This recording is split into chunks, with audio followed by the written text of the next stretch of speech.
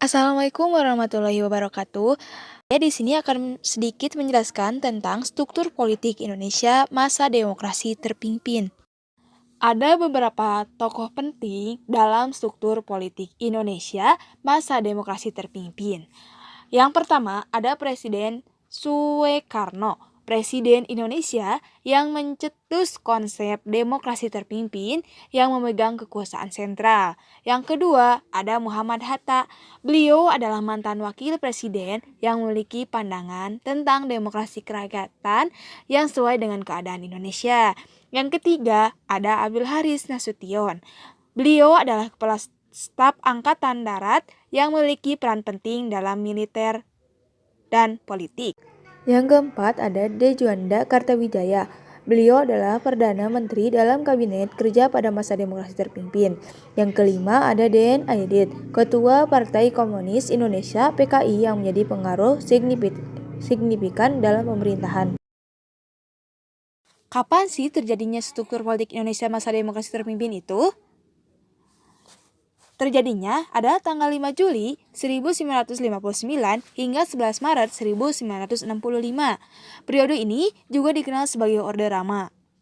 Tempat terjadinya struktur politik Indonesia masa demokrasi terpimpin ini yaitu terjadinya di wilayah Indonesia dengan pusatnya yaitu di Jakarta sebagai ibu kota negara.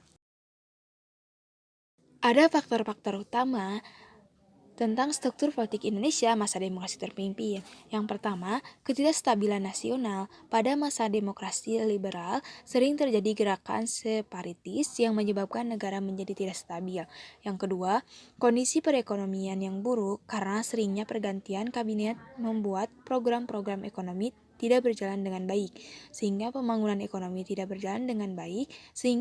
ekonomi terhambat. Yang ketiga ada doktrin Presiden 5 Juli 1959.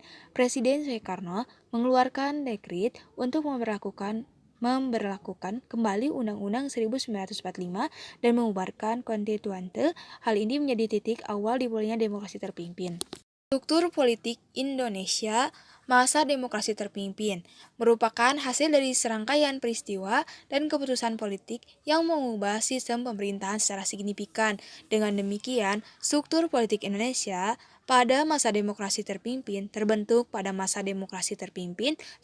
melalui kombinasi faktor ketidakstabilan politik dan ekonomi, kegagalan lembaga konstituante, serta kebijakan yang diterapkan oleh Presiden Soekarno. Sistem ini ditandai dengan sentralisasi kekuasaan, peran aktif militer dan PKI, serta pembatasan terhadap kebebasan politik dan sipil.